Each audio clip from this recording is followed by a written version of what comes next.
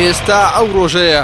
کە بارزانی ڕووبەڕووی قسەکانی خۆی بکرێتەوە بەرپرسیارەتی دەرەنجامە خراپەکانی ڕێفراندۆمیش لە ئەستۆ بگرێت. ئەگەر سەری نەگرت بڵێن ئەم کابرا شێت بووە سۆری سەری خۆی بوو هەموو خەتای ئەو بوو ئەو وەختە من حاضرم بوو ئەم مەسەلەیە سرم لەسەری دابنێم و بۆ خەڵکی تریش بۆ خۆی ئیدارای خۆی بکات. بەڵام پاش بەدەستەوەدانی کەرکووک و لە سەدا 50 خاکی کوردستان بارزانی ئامادەی تێدا نییە بەرپرسیارەتی ئەو شکستە لە ئەستۆ بگرێت و لە تازەترین پەیامیشیدا داوای پشتگیری لە کوردانی ناوخۆ و تاراوگە دەکات.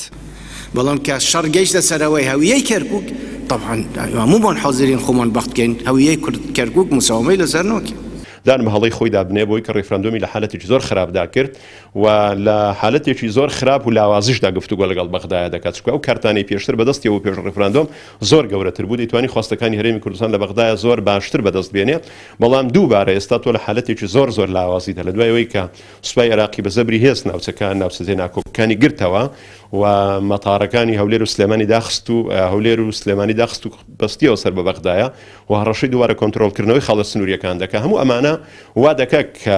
هەرێمی کوردستان بە ناچاری ئەمانە تەسلیم بکە و بە ناچاری و لە حالەتی لاواز گفتوگۆ لەگەڵ بەغدایە بکە. شیکەرەوانی سیاسی دەڵێن شکستەکەی هەرێم تەنها سەربازی نییە بەڵکو شکستی سیاسی و دیبلۆماسیە و کۆمەڵگەی نێودەوڵەتیش بارزانی وەلاوە ناوە ئەوەش هەژمون و پێگەی بارزانی تەواو لاواز کردووە لە گفتوگۆکانی نێوان هەولێر و بەغداشدا پێگەی کورد لاواز دەکات و وەک دۆڕاوێکی جەنگ حکوومەتی عێراق مامەڵەی لەگەڵدا دەکات. لێراندا ئەوەی کە پێویستە لەسەر بەڕێز بەرزانی ئەوەیە کە ئەم دۆخە گۆڕانکاری بەسەرابێنێ ناکرێ ئێمە لە هەرێمی کوردستانە با بڵین بەشی زۆری هەرێمی کوردستان ئێستا لەدەستدراوە. شکستێکی عسکەری هەیە شکستێکی سەربازی هەیە ئەم شکستە سەربازیە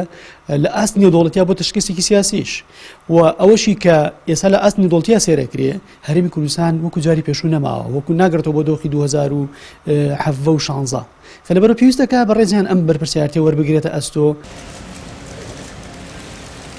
بەڕای بەشێک لە چاودێران مەسعود بارزانی لە کۆتایی مێژووە سیاسیەکەی نزیک بووتەوە ئێستا بێدۆست و هاوپەیمان ماوەتەوە چونکە بارزانی لە یەک کاتدا کێشەی لەگەڵ کۆمەڵی ئیسلامی و گۆڕان و یەکێتی و کوردی باکوور و ڕۆژهەڵات و ڕۆژئاوادا هەیە هاوکات نێوانی لەگەڵ تورکیا و ئێران و عێراقیش تێک چووە لەسەر ئاستی جیهانیش جگە لە پیرە سیناتۆر و ڕاوێژکارەکانی هیچ پاڵپشتێکی بۆ نەماوەتەوە هەموو ئەوانە ژوای کردووە